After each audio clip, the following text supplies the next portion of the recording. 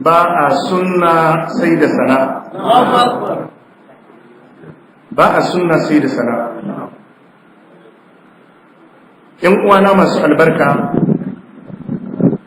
dogaro da kai ɗaya ne daga cikin ƙasusuwan baya na gudanar sunnan annabi sallallahu alaihi wa alihi wasallam.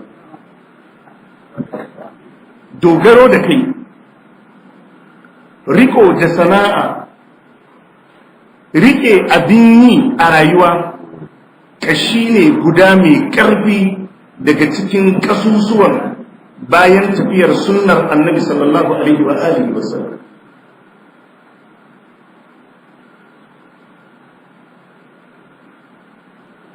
Wani hadisi na annabi sallallahu alaihi wa alihi wasallam wadda al-Imam al-Bukhari ya fidda hadisi, hadisin Miqdam.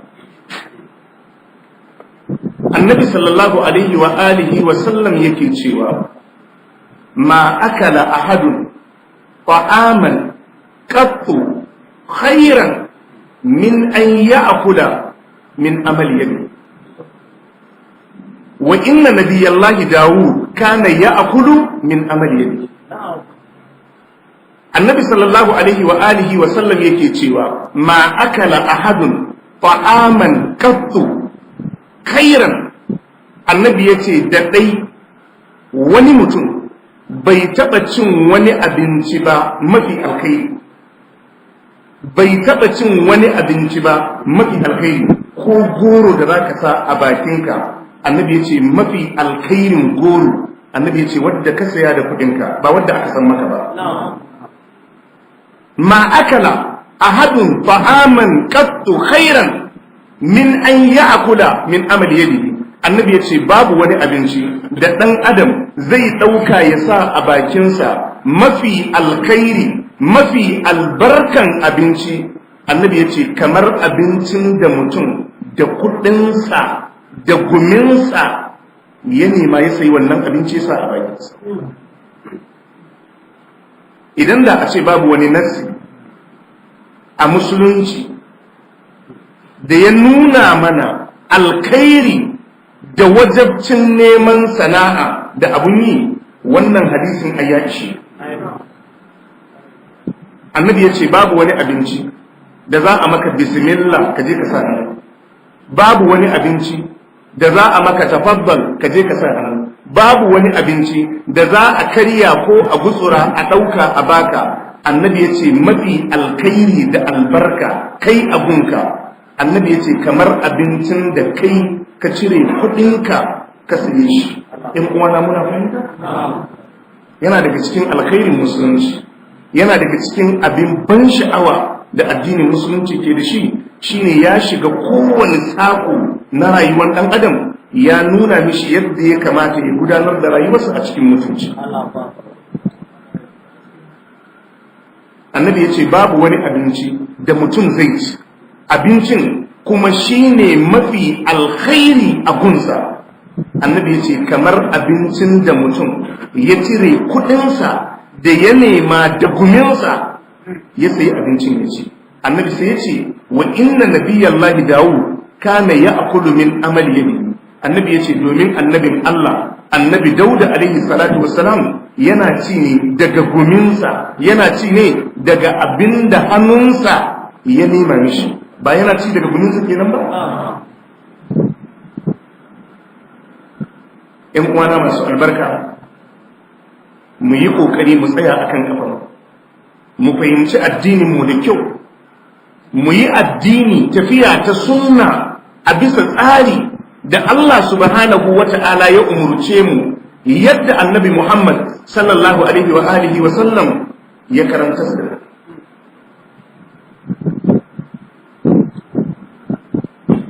Wani hadisin Anas dan Malik, al-Imam al-Bukhari ya fitta hadisin a cikin al-Adab al-Mufrad. Hadisi ne ingantacce. Annabi sallallahu alaihi wa alihi wa sallam yake cewa in qamati sa'atu wa fi yadi ahadikum fasilatu fa in istata'a alla taquma hatta yagrisaha falyagrisha. Annabi yace in kamati sa inda alkiyama za ta tsaya, a ce yanzu alkiyama za ta tsaya, dukkan cika-cikan za a yi tashin duniya yanzu, annabi yace sun cika. Abinda kuke jira a busa ƙahon tashin alkiyama. Annabi sai yace wa fi yadi ahadikum fasilatun, sannan a hannun ɗayanku akwai tushen dabino, wani iri da zai dasa. Sai annabi ya ce fa in istafa'a Allah ta kuma hatta ya girisa. Annabi ya ce inda zai samu yayi maza kafin alkiyaman ta tashi, kafin a baje zai iya dasa ta. Annabi ya ce yayi kokari ya dasa dabinonsa kafin a yi tashin kiyama. Bayan Allah mun fahimta? In kamati sa'atu, annabi ya ce idan alƙiyama za ta tsaya, lokacin tashin duniya ya cika. Wa fi yadi ahadikum fasila, annabi ya ce a hannun ɗayanku akwai iri na dabino ne, iri na mangoro ne, fasila na gwaiba ne, fasila masara ce ko dawa. Sai annabi ya ce fa inistafa Allah ta kuma, idan mutum zai samu yayi bitin kafin a yi tashin alkiyamin ya shuka ko ya dasa, annabi ya ce falli ya girisa. Annabi ya ce kai sauri ka shuka ta, kai sauri ka dasa kafin a yi tashin alkiyama. Abinda malamai suka ce saboda tsaban kwadaitarwar da annabi sallallahu alaihi wasallam ya ma al'ummarsa saboda kauce mazaman banza, abinda hadisin ke nufi koran da za a yi tashin alkiyama ne ka yi wani abu da zai amfane ka. Bayan Allah mun fahimta abinda hadisin ke nufi, malamai suka ce annabi na kwadaitarwa game da mutum yayi wani abu da zai amfane shi na sana'a, noma ne, kiwo ne, wani abu da zai kare shi ko da a ran da za a yi tashin alkiyama ne. Annabi ya ce karka yi zaman banza a wannan rana. Jama'a muna fahimta? Wanda yake da wannan addini, yake da waɗannan hadisai, yake da waɗannan karantaswa, ya ce shi ahadus sunna ne, kuma a ce bai da sana'ar da yake yi, ba zai yi ba. Ba zai yi mutum ya yi da'awar yana riko da karantaswar annabi sallallahu alaihi wa alihi wa sallam, yana tafiya akan karantaswan, yana tutiya da karantaswan, kuma yana rike da waɗannan hadisai, kuma a ce shi ba shi da aikin yi. Wannan ƙarya ne, ba tafiyar yake yi ba.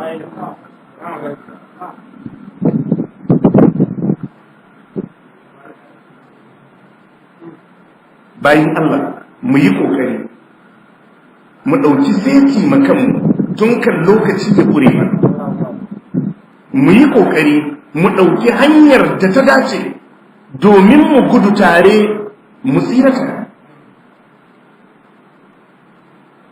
Yana daga cikin abinda larabawa har suke tuhumar manzon Allah sallallahu alaihi wasallam da shi, malam tsabar cin kasuwan manzon Allah sallallahu alaihi wasallam, tsabar yadda annabi ke tafiya kasuwa, yadda yake harkan kasuwanci, wannan har ya kai suke cewa anya su yaya za su bi wadda damuwarsa abincin da zai nema a rayuwarsa. فقالوا ما لهذا الرجل يأكل الطعام ويمشي في الأسواق لولا أنزل إليه ملك فيكون معه نذيرا أو يلقى إليه كنز أو تكون له جنة يأكل منها وقال الظالمون إن تتبعون إلا رجلا مسحورا. كافرين مكة سكتي وقالوا سكتي ما لهذا الرسول ميكي قولنا منزو wannan wai wani irin manzo ne shi, ya akulu ta'am yana cin abinci, wa yamshi fil aswaq yana tafiya kasuwa neman kuɗi. Ina cewa kake kai sunnar annabi sallallahu alaihi wasallam kake bi, haka ne ko ba haka ba? To alqur'ani ya ce shi yana tafiya kasuwa neman kuɗi. Kai a ina ka koyi sunnar ka da zaka zauna ka yi MCE ka nemi aiki baka samu ba, dan me zaka sake shekara kana da banza? ka je ka nemi ɗan sanda baka samu ba, ka nemi soja baka samu ba, yau shekaran ka uku kana jiran tsammani don me? Wallahi ba karanta suwan sunna bane, ba karanta suwan sunna bane. Baka da dalili don ka nemi aiki baka samu ba, ka zo ka nada kafa a tsakanin al'umma ana taimakon ka. Magabatanmu da suka gabata duka za mu zo mu karanta insha Allah. Wallahi wannan manhaji da ka gani, wallahi da karfin tattalin arziki aka gudanar da shi. Kar ku dauka da tsabin karatu kawai ake yin sunna ne, kar ku dauka wai tsabin karatu ne kawai ake salafiyanci da shi. Babu alkhairi ga salafa wanda aikin su bara, ba kuma manhaji bane. Yanzu dai mun dauko daga kan shi shugaban tafiyar gaba daya manzon Allah sallallahu alaihi wasallam da nassin alqur'ani. Wakalu suka ce mali hadar rasul, me ke ga wannan manzo ya akulu ta'am, yana cin abinci, wa yamshi fil aswaq, yana tafiya kasuwa neman kuɗi, laula unzila ilayhi malakun, suka ce don me ba za a saukar mishi da wani mala'ika ba, fa yakuna ma'ahu naziran, yazam yana taya shi yana raka shi suna zuwa gargadin tare da shi. Aw yulqa ilayhi kanzun, ko kuma don me bara a saukar mishi da wata taska ba ya akulu min hada zai dinga ci daga taskar. Allah bai zai iya saukar mishi da taskar ba ce, amma tsarin musulunci neman na kai ake. Babu wata baiwa da Allah bai zai iya yi wa manzon Allah sallallahu alaihi wasallam. Babu wata taska da ba za a iya saukar wa manzon Allah sallallahu alaihi wasallam ba, amma tsarin da Allah ya dora bayi su gudanar da rayuwarsu akai shine kowa ya tashi ya nemi na kansa. Aw yulqa ilayhi kanzu, don me ba za a saukar mishi da taska daga sama ya dinga ci ba, ya dinga ɗiba yana walwalarsa.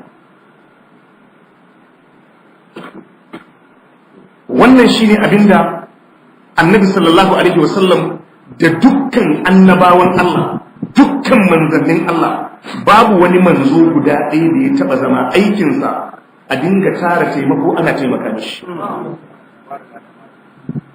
Allah ya ce wa manzon Allah sallallahu alaihi wa sallam, wa ma arsalna qablaka minal mursalina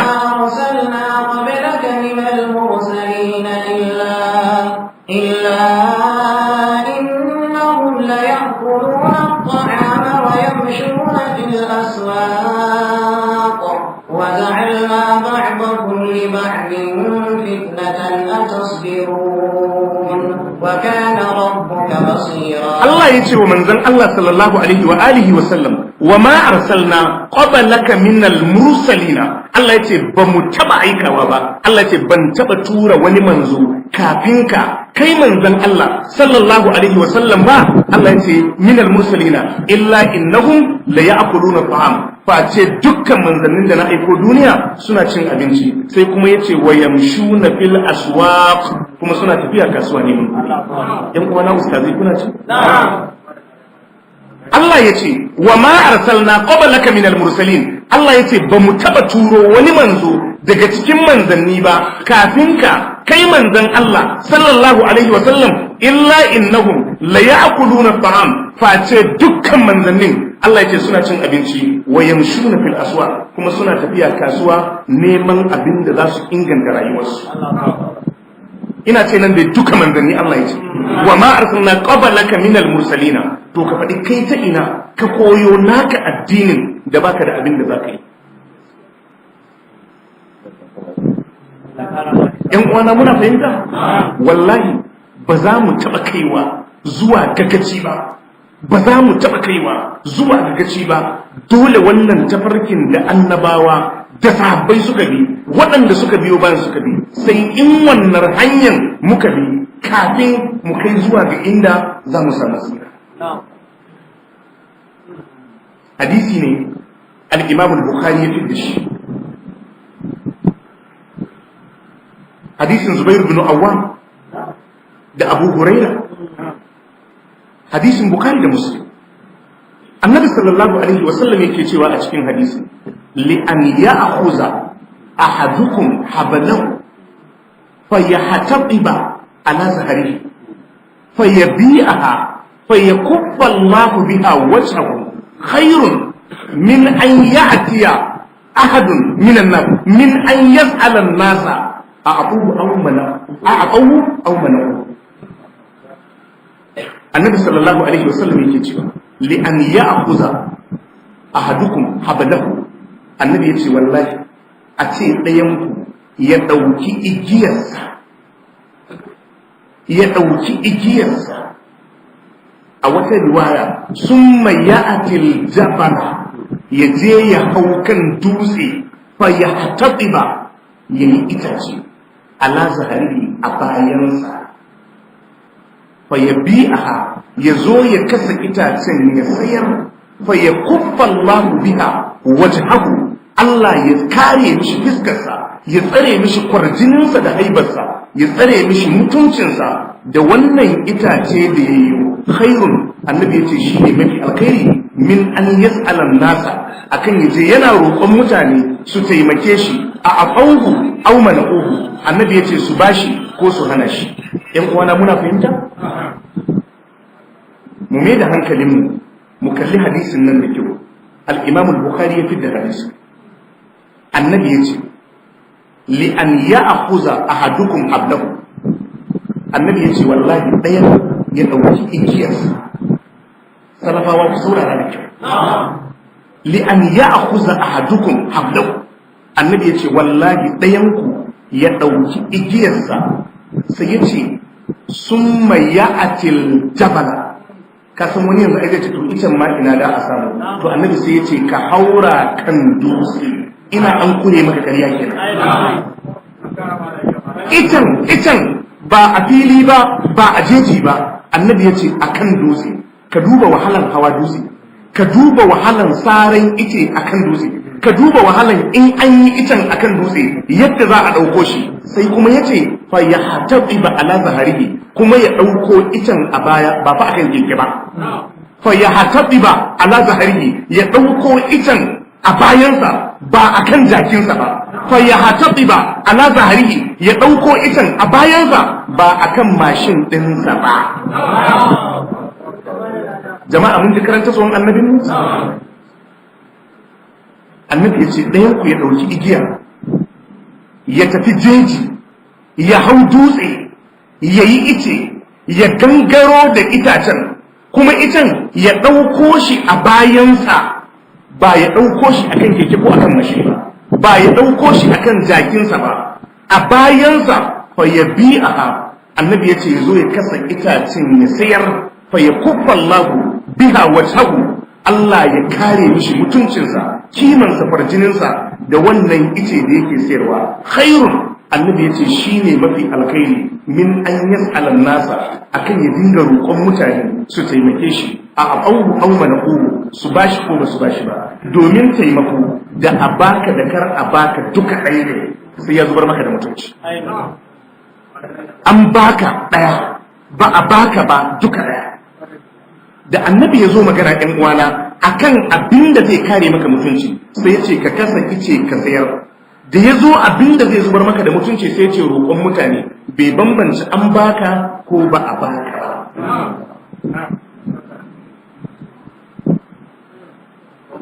ɗan uwana muna fahimta ka ɗauki igiya ka je ka yi ice ka zo ka kasa ka sayar itan ka ɗauko shi a bayanka in ji annabinka alaihi salatu wasalam ya ce shi ne mafi maka alkhairi a kan mutuncinka annabi ya ce a kan ka tambayi wani da Allah ya wadata shi ya baka ko bai baka ba annabi ya ce abin da ya maka mutunci ka je ka nemi naka ko da kace waɗannan hadisai suna cikin littafin waɗannan hadisai suna daga cikin abin da muka gaskata muka yi imani annabin sallallahu alaihi wasallam ya faɗa mun yadda akan wannan tsari za mu yi addini don me yasa kake kunyar kai itacen in kai ahlus sunna ne ba annabin ka bane ya faɗa don me kake kunyar kai itacen bayan baka da abin da zaka yi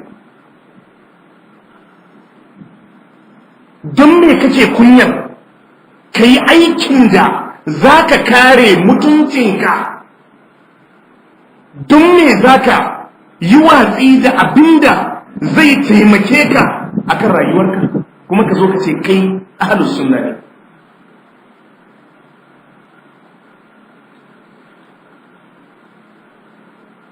Annabi ya ce alaihi salatu wassalam ka ɗauki igiya yin ice sai da ice baya zub da mutunci, sai da gauta baya zub da mutunci, ka sai da rake baya zub da mutunci. Abin da ke zub da mutunci annabi ya ce ka ce ma wani ya taimake ka. Dukkan rigarka sai mutuncinka ya faɗi, dukkan hularka sai mutuncinka ya zube, amma ko gwamnan garinku bai isa ya raina ka ba matukar kana neman na kanka, matukar ba za ka je ka roƙe shi ba. Wani alhaji a anguwanku da kimar ka zai faɗi a idonsa matukar ba zuwa kake ka ce ya taimake ka.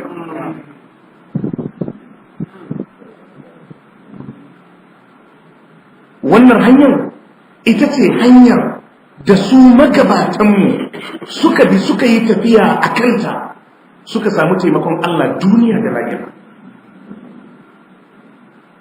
Wannan hanyar suka bi suka samu taimakon Allah duniya da lahira, suka zama abin ado kamar yadda muke ambata su muke karantawa, rayuwarsu take ba mu sha'awa. Jama'a ba karatun kawai suka yi suka zauna ba, kowa yana tsaye ne akan kafarsa.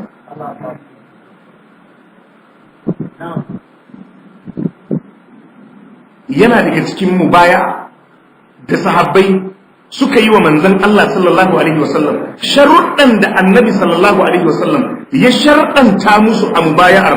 Daga cikin sharuɗan ya ce kuma ku yi mini mubaya'a, ba za ku dinga roƙe-roƙe a tsakanin mutane ba. Akan haka suka yi mubaya'a. Sahabbai suka ce wallahi mutum bulalarsa takan zubce daga kan doki a tsakanin 'yan uwansa ya sauka ya ɗau kayansa don yana gudun kar ya ce miƙo mini ya warware mu bayar manzon Allah. Don me kai zaka zama ɗan kwara? Da wani dalili zaka zama ɗan kwara? Arziki Allah ke yalwata shi, Allah ke sa mishi albarka, Allah ke albarkatarsa. Sai ka ji mutum ya ce in ya samu jari wai yana jira sai ya samu miliyan 1 ko 500,000. Ka je ka zauna da masu kuɗin da kake ji masu kuɗin ne, mun san waɗanda manya-manyan gidajen mai a ƙasar nan nasu ne, wallahi sun fara ne da sai da mai a gala, sun fara ne da sai da mai a jarka. Ba na Allah bane arziki? Kai ne sai ka samu miliyan tukunna ka fara? Haka ahlus sunna yake yi? Don me ba za ka fara da 3,000 ka ba? Don me yasa ba za ka fara da 2,000 ka ba? Wannan taro yanzu da muka yi ka kaddara fiyo wata in ka tsara ka zo nan da shi zai kare ko ba zai kare ba? Kunya kake ji? Wannan taro yanzu da muka yi cincin ka sa kanwar ka tama cincin ka zo da shi in na 10,000 ne zai kare ko ba zai kare ba? Wani ustaz sai ya gama kabbaransa duka in ya jin yunwa sai ya je ya saya ya ci.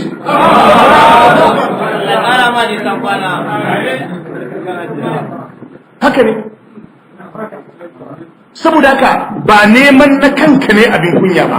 Abin kunya a musulunci shine zan ɗawainiyarka ka ɗora ta akan waninka, wadda kai ba makaho bane, kai ba kuturu bane, babu inda wadda zaka roƙan nan ya sani kai baka san wajen ba.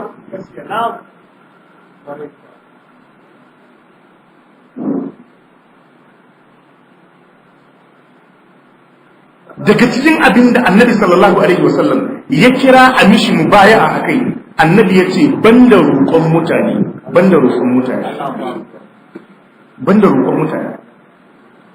Suka ce bulalar mutum takan faɗi a ƙasa ya sauka ya ɗauki kayansa yana tsoron kar ya ce ma na ƙasa miƙo mini ta taɓa mishi mubaya'a da ya yi wa annabi sallallahu alaihi wasallam.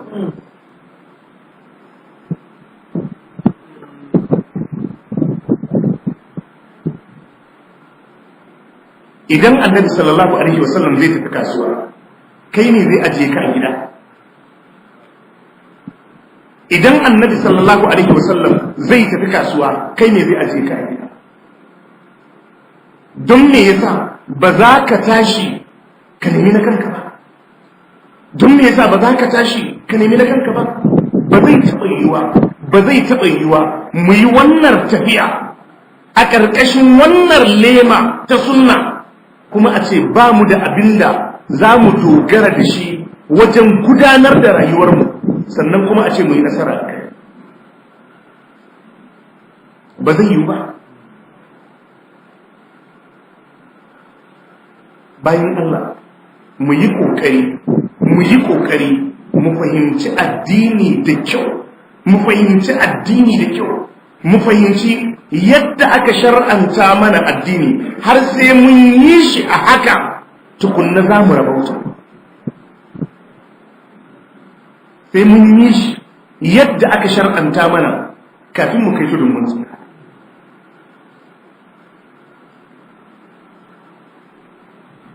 Sayyidina Abubakar radiyallahu anhu, hadisin al-Imam al-Bukhari ya fitar hadisi. Nana Aisha matar manzon Allah sallallahu alaihi wasallam yar sayyidina Abubakar ita take wannan jawabi.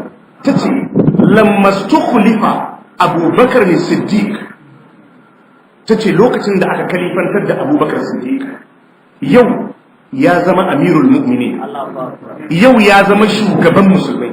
Lamma stukhlifa Abubakar ne Siddiq, tace ran da aka rantsar, aka nada, aka kalifantar da Abubakar Siddiq, qala daga cikin jawabin da Abubakar Siddiq ya ma al'umma sai ce laqad alima qaumi, yace wallahi mutane da sun sani, quraishawa sun sani, musulmai duka sun sani. Lam takun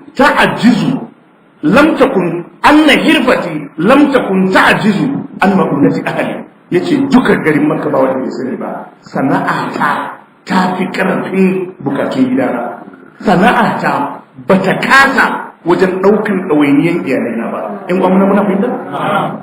Daga cikin jawabin da Sayyidina Abubakar ya fara ma al'ummar musulmai, kala yace laqad alima qaumi, yace haƙiƙa, yace mutane na sun sani, anna hirfati, sana'ata lam takun ta'jizu an ma'unati ahli, bata kasa ba wajen ɗaukan ɗawainiyan iyalaina. Ina ce salafiyanci kan in za a faro salaf daga farko, sayyidina Abubakar shine dan ba, ina shine tukunna, ba ana maganar magabata ba, to ina Abubakar ne. To gashi a jawabinsa na kalifanci yace duk garin Makka arnansu da musulmansu sun san sana'ata bata gajiya ba wajen ɗaukan ɗawainiyan gidana. Yana da sana'arsa kuma ya shi. To kai da kake bin tafarkin magabata, kai da baka da shi, ta ina ka ɗauko naka manhajinka? in uwana muna fahimta? Yace wa shigiltu bi amril muslimin, yace to amma gashi an shagaltar da ni da al'amarin musulmai, an shagaltar da ni da jagorancin musulmai. Yace yanzu ni ne shugaba, ba ni da dama in bar mutane na in tafi shago in je in zauna. Fa sayakulu alu abi bakr min hadha al-mal, yace to yanzu iyalan Abubakar za su fara ci ne daga albashin da aka yanke mini a dukiyar musulmai, wa ahtariku lil muslimina fihi, yace ni kuma bakin albashin nayi aiki wasu musulmai. Jama'a mun fahimta? Sai da ya gaya ma dukkan musulmai, yace musu kowa ya san sana'ata da nake neman abinci bata gajiya ba wajen daukan ɗawainiyan iyalaina. Duk abin da iyalaina suke bukata, sana'ata tana biya mun bukata. Yace to amma yanzu an naɗa ni khalifa, an shagaltar da ni da al'amarin musulmi, an yanke mini albashi. Yace to yanzu da albashin zan riƙe iyalaina wa ahtariku lil muslimina fihi, yace ni kuma zan yi ɗawainiya ma al'ummar musulmai a bakin albashinsu da aka yanke mini. Jama'a muna ji? Yana da albashi ko bai da albashi? Yana da kuma sana'a ko bai da sana'a? Yana da sana'a. Abun malam babi ne na adalci. Ko Yahudawa da kaga Allah ya tsine musu albarka, kar ka dauka wai Allah ne ba su bi gaba ɗaya, a'a. yu'minuna bi ba'd al-kitabi ne wa yakfuruna bi ba'd. فما جزاء من يفعل ذلك منكم إلا خزي في الحياة الدنيا ويوم العذاب وما الله بغافل عما تعملون. Allah yana zargin su yace afatu'minuna bi ba'dil kitabi wa takfuruna bi ba'd, yanzu ku yi imani da sashen littafin Allah kuma ku kafirce masashi. Ashe kenan kaga akwai bangaren da suke aiki da shi, inda ya saba ma son zuciyarsu ne ba su aiki da shi. To kai ma karka zama sunnar abinda ya maka ne kake aiki da shi, abinda bai maka ba baka aiki da shi. Jama'a mun fahimta, karantar sana'a ba ta zubar da mutunci, ba kuma mai mutunci in ya san mutunci zai ganka da rake ya ce girman ka ya faɗi abinsa, sai dai in dan iska ne. Amma duk mai mutunci ya ganka kana neman abun kanka, za ka ƙara mutunci ne matukar yana da mutunci. Sana'a duk kashinka ba ta zubar da mutunci. Abinda annabinmu ya ce mana sallallahu alaihi wasallam yake zubar da mutunci shine a roƙo ka ce a taimake ka. Sayyidina Umar radiyallahu anhu, hadisin gashi nan shi ma a cikin Bukhari a kitabul ilm, babu tanawu fi talabil ilm. Al-Imam al-Bukhari babu ya kulla a kitabul ilm, babin da ke magana akan canjin lokaci, canje wajen neman ilimi. Wai idan dukan ustazai ne kuna da wata sana'a da kuke gudanarwa, sai ya zanta sanadiyar tafiyar ku sana'ar za ku rasa wani bangare na karatu, ko kuma in duk kun zo karatu sana'ar za ta subce, to abinda musulunci ya koyar ku raba lokaci. Wannan sai ya zo muku wajen muhadara, wancan sai ya zauna a cikin kasuwa. Idan kai ka gama sai ka tafi mishi da muhadara, gobe kuma in za a yi wata shi kuma sai ya kai kuma sai ka koma. Haka karantarwar musulunci ba a ce ku zo ku tare abun karatu ku bar sana'a. Umar na bada labari lokacin da aka kai musu wani labari mai firgitarwa game da gidan Annabi sallallahu alaihi wa alihi wasallam. Yace wa kunna natanawabu nuzula ala rasulillahi sallallahu alaihi wasallam. Yace da ni da wani makwabci na mutumin Madina mun kasance muna canjin zuwa majalisin manzon Allah sallallahu alaihi wasallam. Ina da majalisin na Annabi ne, ka san da duk wani karatun duniya nan ne karshe. Sayyidina Umar kuma duk imanin ka ya sha gaban ka, to yace canji muke na zuwa makaranta. Me yasa Umar yace saboda muna tafiya kasuwa da shi da mutumin sana'ar su daya, sai suka hada suka gina shi akan amana. Saboda ka yau Sayyidina Umar na makaranta, shi wancan mutumin yana kasuwa. Gobe Sayyidina Umar sai ya tafi kasuwa, wannan mutumin sai zo makarantar Annabi ba, makarantar Annabi sallallahu alaihi wa alihi wasallam. Wannan duka an nuna maka muhimmancin neman abun kai. Yace wa kunna natanawabu nuzula ala rasulillahi sallallahu alaihi wasallam. Yace mun kasance muna canjin zuwa wajen Annabi sallallahu alaihi wasallam. Yanzilu yawman fa anzilu yawman.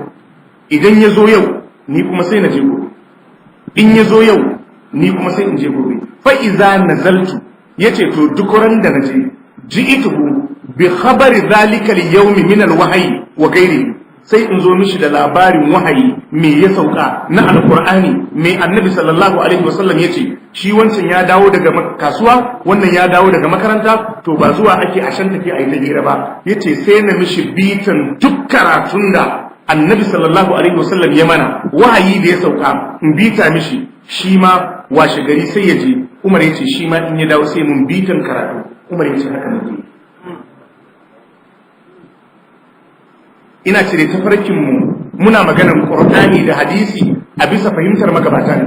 To ina dai ga ta inda magabatan mu suka faru. Ina da ƴan uwana muna jin irin yadda su magabatan mu suka rayu. Sayyidina Usman kan kai ba sai an gaya maka ba. Sayyidina Usman kan ba sai an gaya maka. Sayyidina Ali sai an gaya maka. To kai ka taba ganin ma jarumi ma kawai Sayyidina Ali ya ce ma Sayyidina Ali kawai ai ka san yana da sana'a. Duka sahabban Annabi sallallahu alaihi wasallam babu mai zaman banza.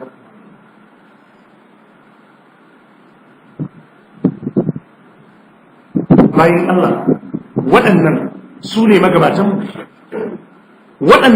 magabatanmu. daga gare su muke kwaikwaya, daga gare su muke tira, daga gare su muke kallon matafiyar da hanyar da zamu bi. Wannan ita ce tarbiyya da shi annabi sallallahu alaihi wa alihi wa sallam ya ba su.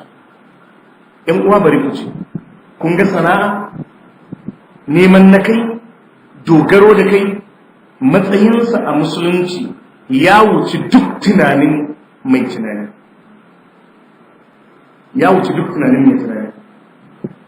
Al-Imam al-Qurtubi ya ce, neman abun kai ya ce ba shi da bambanci fitansa da fita yaƙi don ɗaga kalmar Allah ko kuma don ɗaga addinin Allah. Ya ce domin da Allah ya zo ya ambaci magana akan ƙiyamun laili, riko da addini, dogewa akan addini, kiyaye lokutan da ya kamata a yi tsayuwan dare don neman kusanci abin Allah. To amma Allah sai ya ambaci waɗansu uzurori wadda bayi da su iya gamuwa da su ya zam sun taka musu birki. Sai ya ce alima an sayakunu minkum marza,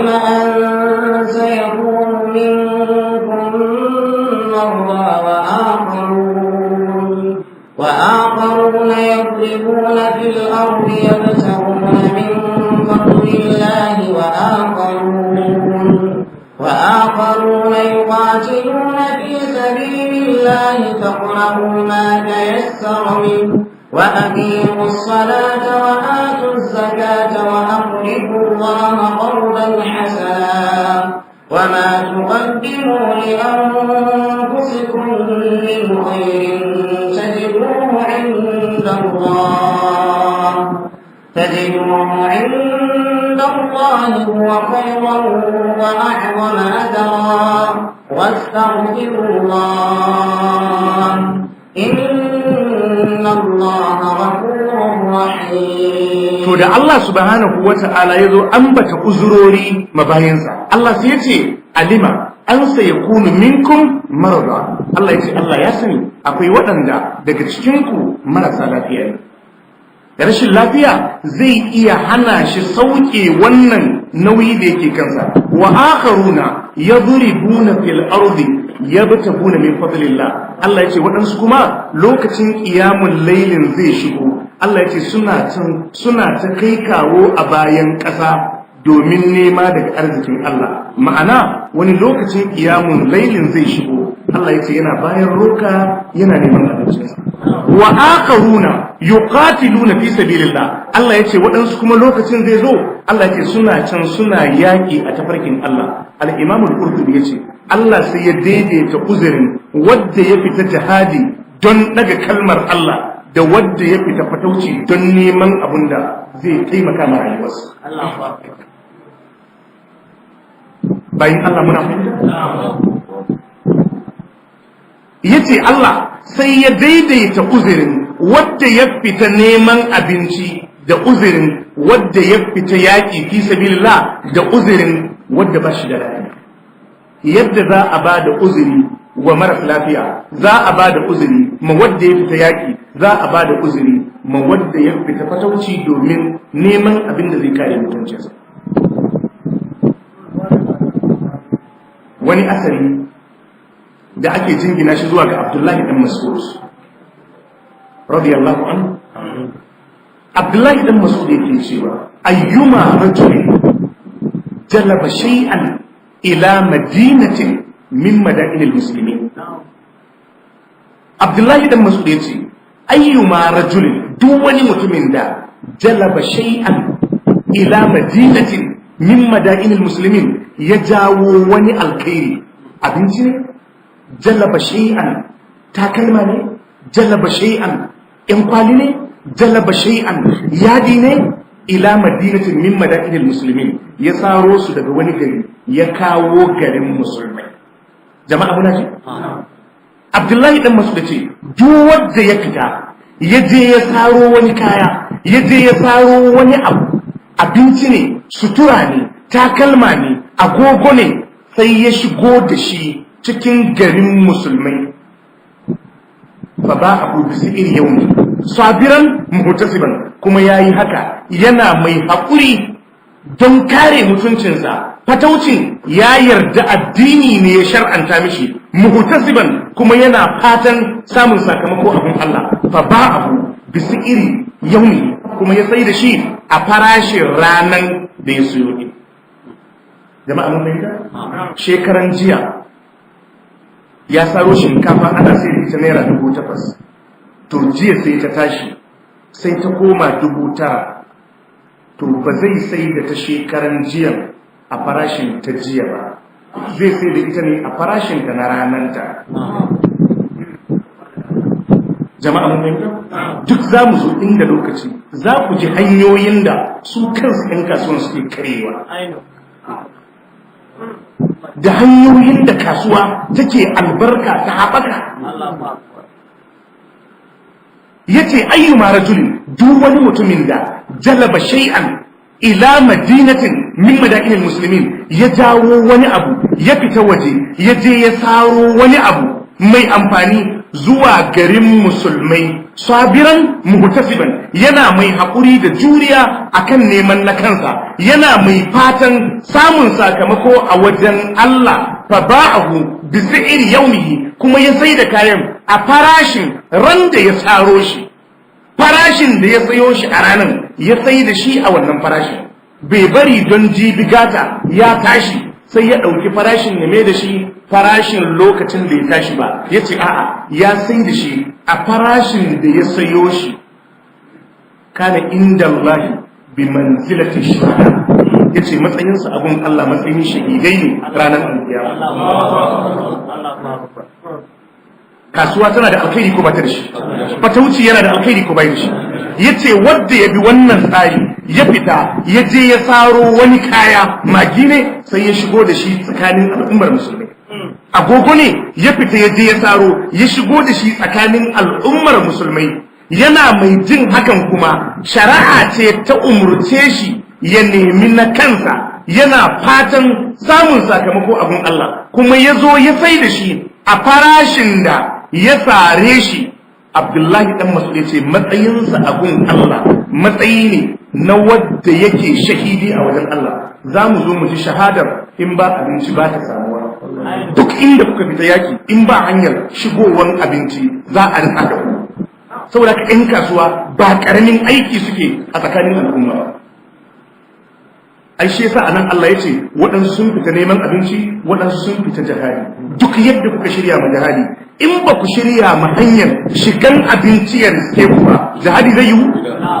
Inda aka tsare abinci kowa a bashi da makaminsa da kanshi zai miƙa kansa da kansa.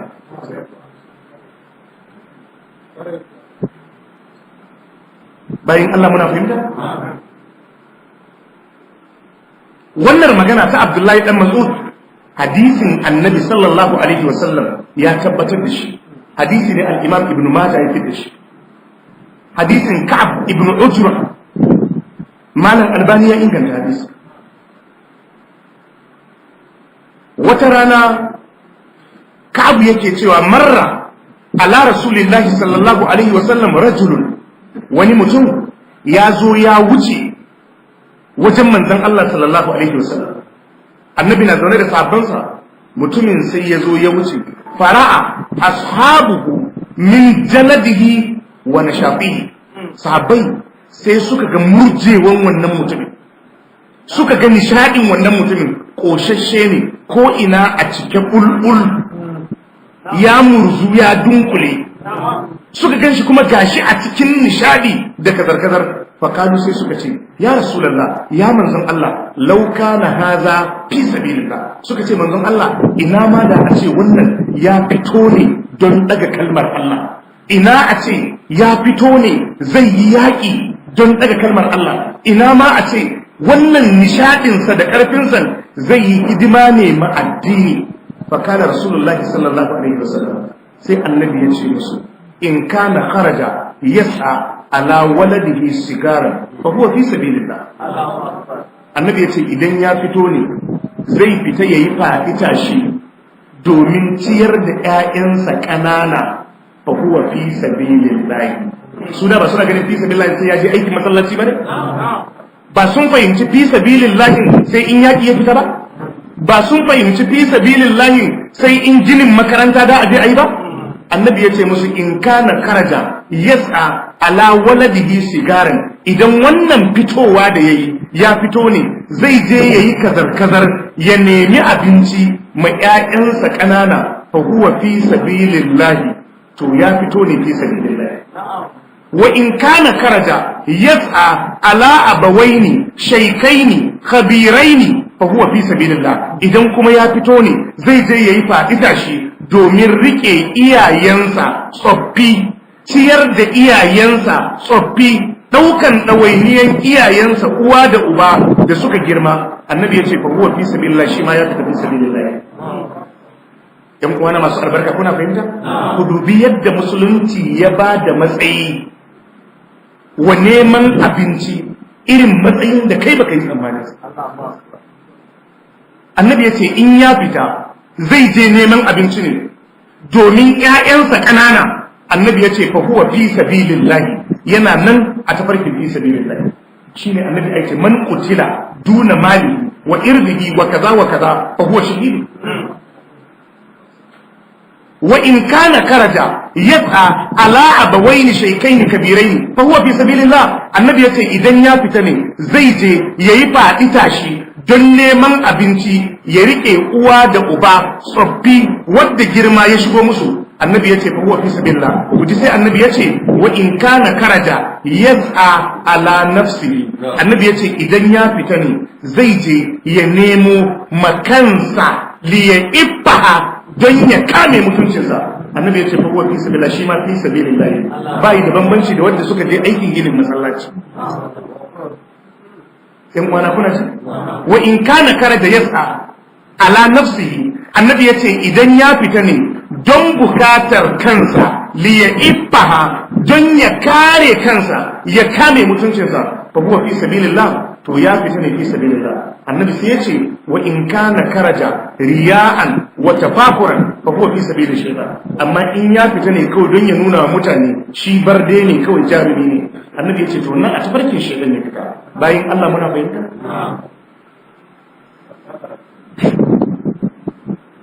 Karka yarda ka kalli wata sana'a ka dauka kaskantacciya ce.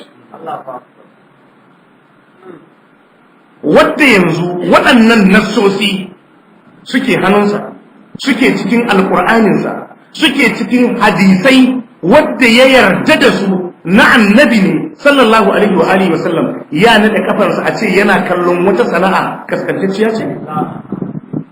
Ba zai kalla ba, sai dai wadda ya fahimci sunnar baibai. Kuma almajirai ba har malamai, wallahi ba za ku taba kima ba har sai kuna da abun yi a rayuwar. Daga inda ya zama wai mutane ne suke taimakon ku akan rayuwa, ba za ku taba kima ba. Mutum kuma kalmarsa ba ta taba kima ba in shi ba shi da kima. Kalmar ka za ta yi kima ne gwargwadon kimar ka. Yau fa ta kai ma malami wai in an gan shi da mota sai a dinga karanta wai waye sai mishi. Wannan ba walakanta ku ake yi ba? Wannan ba walakanta ku ake ba? Kai ba za ka iya sayan mota ba? Ba walakanta ku ake yi ba? In an ga malami ya sayi mota dinga wai waye saya mishi? Ba al'umma ta dauka ta shi ci ma zaune ne a cikin al'umma ba? Allah ba ku musamu? Ba za ku yaje wannan abin a tsakanin ku ba? Sana'a ta almajiri tana da saurin albarka. Harkar kasuwa ta almajiri tana da saurin albarka. Harkan almajiri tana da saurin albarka. Kar ku kashe zuciyanku da me su masu neman suka fi ku, yatsu suka fi ku ko kafa suka fi ku. Idan karatu ne, ga sayyidina Umar yana tafiya neman nashi, ga sayyidina Abubakar yana tafiya neman nashi, ga manzon Allah yana tafiya neman nashi. Kai da me ka dogara a musulunci da zaka zauna baka da abin da zaka yi? Da me zaka rayu? Tattalin arziki kashin baya ne na tsayuwar sunna. Idan kuka dauka cewa duk abin da zamu yi ma addini, duk abin da zamu yi ma sunna sai mun yi bara, kar ku dauka magabatan mu haka suke. Kar ku dauka haka sababbin magabatan mu suke. Ba mun karanta da ku ba? yadda annabi yana magana kaza Abubakar zai fito da nashi, Umar ya fito da nashi, amma ku sai dai ku yi kwamiti a ina za a je a nemo taimako. Ba ustazanci bane wannan, kauyanci ne. Ba ustazanci bane, kauyanci ne. Ustaz ya zauna bayi da sana'a, wannan ba ustazanci bane, kauyanci ne. Karka yadda ka zama malan zalla. Karka yadda ka zama malan zalla. Malan zalla shine wanda tsabar karatu yake da shi bayi da sana'a. Kowa ya tashi ne abin da zai yi. Karkare na kuma abin da za ka yi. Karkare na kuma abin da za ka yi. Karka dinga rena abin da za ka yi. Karkare na sana'a da take hannunka. Allah zai sa mata albarka. Su waɗancan masu kuɗin da kuke ji masu kuɗin, yadda na baku misali, ka samu wani ne kuɗi ka tambaye shi tarihin yadda ya nemi kuɗin. Wani da kake ganin shi alhajin nan ne, wani yakan yi sati a bayan tarera daga nan zuwa Lagos kafin ya zo ya zama alhajin. Kai ne kawai kana cikin gida kana zaune za ka zama alhaji? Kai ne kawai kana zaune a cikin gida za ka zama alhaji? Ka tashi ka nemi na kanka. Ka tashi ka nemi na kanka. Idan aka yi launching za a yi wa sunna aiki, ka cire miliyan 5 ka bayar. Wannan fikiran mun fi sama da shekara 10 ga Malam Muhammad. Duk lokacin da muka zauna da Malam Awwal Albanin Zaria, Allah ya mai rahama, yakan ce malam mu fa ahlus sunna mu tashi mu nemi kuɗi. Kullum maganar sa ahlus sunna mu tashi mu nemi kuɗi. Yace za a fata mana baki ta inda ba ma tsammani. Gaskiya ne ko ba gaskiya ba? Gaskiya ne. Kaga ana waina malami akan 200,000, kaga malami yana tsuguno akan 500,000, kuma ba shi in ya nema Allah ba zai bashi bane, ko an rubuta sunan malamai su ba za su yi kudi ba. Dole mu tashi ga yadda magabatan mu suka yi. Wannan su al-Imam Ahmad bin Hanbal da kuke ji, Imam Ahli Sunnah wal Jama'a, bujumin dan kasuwa ne. Shine Imam Ahli Sunnah wal Jama'a. Karka dauka wai kawai ilimin hadisi da Qur'ani wai yake da shi, yana da kuma dala. Dan kasuwa ne. Saboda ku tashi ustazai, kar ku rena abin da ke hannu. Kar ku rena abin da ke hannu. Kar ku rena sana'ar da za ku yi domin ta amfane ku. Kar ku rena sana'ar da za ku yi domin ta amfane ku. A wannan sati muna dawa da Malam Muhammad Nawa daga Gombe. Mun shigo cikin alƙaliri, sai muka ga wani saurayi akalla zai kai shekara 35. Ya ɗaura kunun zaki a leda a cikin roba ran Lahadi a kasuwan alƙaliri yana yawo da shi. Na ce Malam Muhammad ka duba wani ɗan albarka. Akwai wadda zai sami shanu a idonsa ne? Ka ba shi ne? Amma ka je ka yi interview baka samu ba, ka koma ka yi interview baka samu ba, Allah ya rubuta sai wannan interview ne kai da ka sami shi. Ba za ka je kuma ka koyi ko aikin riga ba, ba za ka je ka koyi ɗinkin hula ba, ba za ka je ka nemi wata sana'a da za ka dogara da ita a rayuwa ba. To idan dai sunnar ita ce tafarkinmu, magabatan nan su ne abin kwaikwayonmu, to ‘yan uwa ga da yadda muka bi, ga da yadda muka ji hanyar da su suka bi suka kai zuwa ga wannan dama, suka samu wannan dama da rayuwarsu suke ba mu sha'awa. Kai ka san daga jin yanayin al-Imam Malik da tarihinsa ka san ba zaman banzaye ba. Ka san ba zaman banzaye ba. Yaushe za a ce masu addini wanda su suke da waɗannan ayoyin a hannunsu sun haddace su, sun san fassararsu. Waɗannan hadisai na Annabi sallallahu alaihi wasallam sun haddace su, sun san fassararsu. Ai ya kamata a ce su ne a gaba-gaba wajen harkar kasuwanci da neman abin kansu. Yaushe kuma da a ce ku ne baya-baya a wajen neman inganta rayuwa. Ana saukar da kuɗi daga sama ne?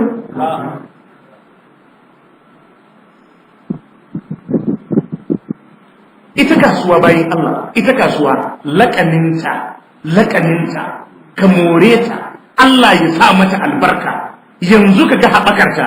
Ɗaya daga ciki Annabi ya ce shi ne kai gaskiya. Kai gaskiya. Sirrin kasuwa ustazai, gaskiya. Sirrin kasuwa bayyanar da haƙiƙan abin da ke tattare da kasuwanci.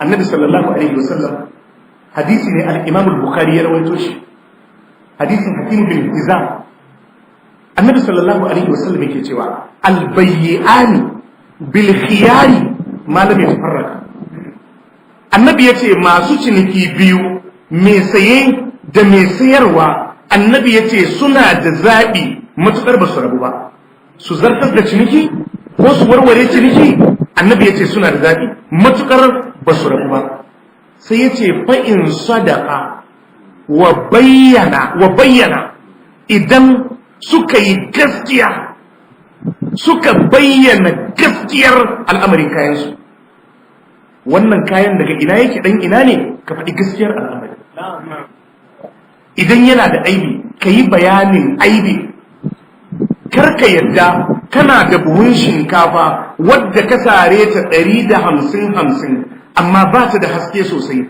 akwai wadda ka sara 170 ta fi haske ka zo ka hada su ka garwaya ka sayar da ka karye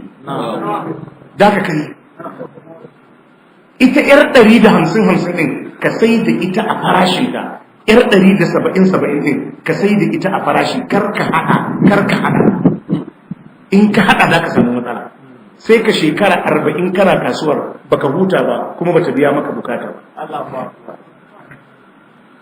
albayyani bil kiyari ma lam yatafarraqa fa in sadaqa wa bayyana annabi yace burika lahuma fi bai'ihima annabi yace idan sun yi bayani sun yi gaskiya a kasuwarsu sai a sa albarka a cikin kasuwancinsu wa in kadaba wa kataba annabi yace idan suka yi ƙarya ko suka ɓoye aibi muhiqat barakatu bai'ihima sai a shafe albarkar kasuwarsu bayan Allah muna fahimta yanzu mun ji abu guda biyu da annabi yayi magana akan albarkar kasuwa kar ka yadda duk yadda kasuwar ku ta lalace kai kar ka yadda ina albarkan ba maman ka take sa wa kasuwa albarka ba Allah ne ina koma marka in zaka fita kasuwan cewa za ta yi Allah ya sa albarka Allah ya bada sa'a ashe babu albarkan a jakanta balle ka baka ita ma Allah za ta roka to ga ka'idar da annabi ya ajiye na albarka ƴan uwana mun fahimta fa in sadaka wa bayyana burika lahuma fi bai'ihima annabi yace idan suka yi gaskiya suka bayyanar da haƙiƙan hajarsu za a sa musu albarka a kasuwa wa in kadaba wa katama idan kuma suka yi ƙarya wannan yama wannan ƙarya kasan shi ma mai sayan ai zai iya ce maka fa na saya a waje kaza an sallama mun kaza yayi naka haka kuma da ka samu ƙarya ne to shi ma ya sayi banza ya sayi abin da ba zai amfane shi ba ‘yan uwana muna fahimta? Annabi ya ce, idan suka yi ƙarya suka ɓoye aibi, muhikat barakatu bai ihima sai a shafe albarkar kasuwancinsu. ‘Yan uwana muna fahimta? Waɗannan ababa guda biyu da gaskiya da bayanin haƙiƙan kaya yakan sa Allah ya sa albarka ma kasuwarka. Kar ka yarda wai don wani ka san bai san kayan aikin ba, ka san wani electrician saboda ya san kawai kai ne aikin da ka neme shi baka san kan kayan wutan ba sai ya maka over estimate haka ne ko baka ba to za ka yi ta shekaru ne kana wahala masana'a ba za ka gane malam sai wannan sana'an ka fara ta tun kan kai auren fari Allah har ka fara auren da ƴaƴanka riga ne kyau ba za ka samu wani makanike ne kawai abin da yake gani tun da kai baka san kan kayan ba abun 4,000 ne sai ya ce 6,000 ne ko 8,000 wallahi da ka samu tun yana garejin a karkashin wani yake wahala da sana'a har ya tsufa ya yi ritaya wallahi zai fi karfin rigar da zai saka ba gaskiya da bayanin gaskiya karkare ne idan ka faɗi gaskiyar in ya baka 1,000 ita ce hakkinka wallahi ba ɗaya bane da 15,000 na zalunci da kake ce shi yan uwana muna fahimta waɗannan ƙa'idodi idan mun kiyaye ashe kenan kaga mai addini wanda yake tsoron Allah in zai yi kasuwa yanzu da yardan Allah zai kulle yanzu da yardan Allah zai kulle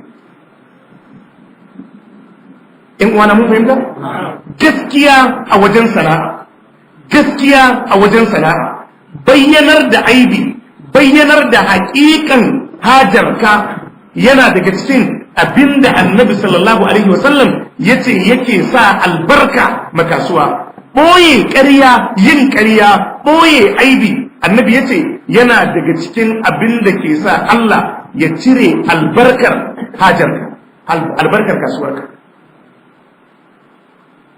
‘Yan uwana muna fahimta? Yana daga cikin abin da ke sa dukiya ta haɓaka, Allah ya yi albarka ma kasuwa, shi ne sadaka da taimakon bayin Allah. In kana sana'a, kana kasuwanci, kana wata jaura, kana wani sana'a, karka yanke gabarin sadaka da taimako. Yanzu Allah ya ce yana haɓakar da dukiya. Wa ma anfaqtum min shay'in fa huwa yukhlif. Allahumma a'ti munfiqan khalaqa. Wata ran annabi sallallahu alaihi wasallam yana ba da labarin wani manomi. Wani mutum ne yana tafiya a cikin jeji sai ya ga hadiri ya gangamo. A cikin hadirin sai ya ji an yi umarni ma hadirin cewa ka tafi gonan wani ka je ka zub da ruwa. Mutumin yana jeji sai ya ɗaga kai sai ya ga hadiri. Sai ya ji a cikin iskar hadirin, a cikin gajimaren ana cewa ka tafi gonan wane ka je ka yi ba. Sai ya tsaya sai ya ce to ni kuma zan ga yadda za a yi. Sai ya ga hadirin yana ribas, sai ya ga hadiri ya tura, ya ce sai ya fara bin hadirin. Hadisi ne ingantacce. Yana bin hadiri na tafiya, sai ya je kan wani tudu, wani jigawa, sai ya dinga kwalalar da ruwa. Sai abin ya ba wa mutumin mamaki, domin ya ji an ce ka je gonan wani ka zub da ruwa, sai kuma ruwan ga inda ake zubar da shi. Yace daga baya sai ya lura inda ruwan ke zuba ashe gangara yake yi, sai yayi malale yana gudu fa. Yace sai ya bi inda ruwan yake gudana, yace sai ya ga yayi cikin lambun wani. Yace sai ya bi tsaya, sai ya ga ruwa kawai na ta bajewa a lambu, yana ta bajewa a lambu, yana ta bajewa a lambu. Yace ya tsaya yana kallo ruwan da ya zuba daga can din, kwarin ya gangaro ya nufi gonan mutum. Yace da ya ga ruwa tabbas a gonan mutumin ya tsaya, sai ya shiga ya sallama mutumin so gaisa. Sai ya ce malam don Allah ne sunanka? Yace suna na wani. Sai ya ji shine sunan da ya ji a hadirin an ce ka je gonan wani ka zuba ruwa. Sai ya ce malam wannan ruwan da ya shigo gonanka daga cikin jeji na biyo shi, a cikin hadirin na ji an ce a zo gonanka a zuba ruwa. Yace don Allah malam me sirrin? Yace to ni ban san menene sirrin ba, sai dai turran da na sare gonan nayi ma Allah alƙawari duk abin da na cire a gonan daya na wani, daya na Allah ne, zan raba mu talakawa ne, daya zan dawo mana da shi gonan a matsayin hannun jari. Kai ka san Allah tun da akwai kason sa ai ba zai hana da ruwa ba. Tun da gonar shi ma an ware mishi na shi, yace sirrin kenan. To kasuwa da sana'a shine zaka ji a cikin haƙƙi na taimako akwai haƙƙun ma'lum. Haƙƙun ma'lum shine wani abu kaso da aka yanke ake bayar da shi a matsayin ibadi. Saboda ka sana'arka, kasuwarka ya zama kana da ƙarfin gwiwa wajen taimako, wajen taimakawa, yana daga cikin abun da ke ƙara makasuwa albarka. Ustaz kuna ji ko? Ka je kuma ka fara don Allah. Kowane ustaz ya je cikin daren nan ne ya kamata ya fara. Ka je ka fara jibi gafa ƙofar gidanku a zo a sauke maka fikon mai itace, ka zauna ga ƙur'ani ga hadisi ga ice a gaban ka gwada, ka ba da shekara biyu ka gani, ka ba da shekara biyu ka gani, ka ba da shekara biyu ka gani. Karkare na a zo a sayi dami ɗaya biyu a tafi, ɗaya biyu a tafi. Yadda ka fara da fikon ɗin nan ka rubuta duk ka aji, ka ga yadda Allah zai albarkaci. Yana daga cikin abin da ke ƙara albarka ma kasuwa, annabi ya ce sassauta farashi. Idan itan 25 ake sai da gani, kai naka ka ce 24. Annabi ya ce yanzu zai yi ado duk gari sai ka ji akan ragin naira ɗaya kayan ka sai ka ji duk gari ana kayansa. Annabi ne ya faɗa. Yanzu don Allah mu da muke da wannan karatun a hannunmu kuma kasuwa ta ba mu wahala?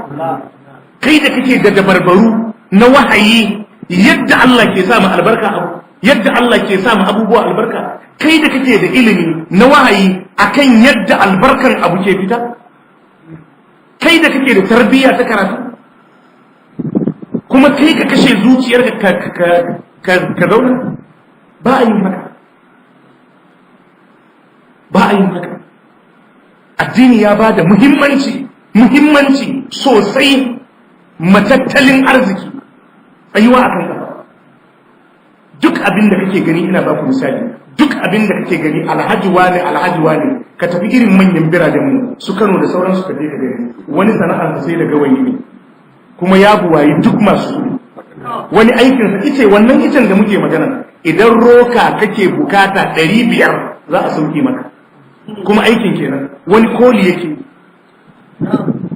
kuma alhajin ne in an yi kudin ka zai saye ka to sai a ce kai in kana sayarwa kai ba za ka yi kudi ba mutuwar zuciya ne da rashin fahimtar addini saboda ka yan uwana masu albarka mu tashi mu nemi sana'a wannan kallo da ake mana yanzu ne abin ya sauki da fa shekaru kaɗan da suka wuce baya malami mota in kana tukawa mamaki ake wai malam ma wai ya iya mota ai idan kun tashi za mu ba su mamaki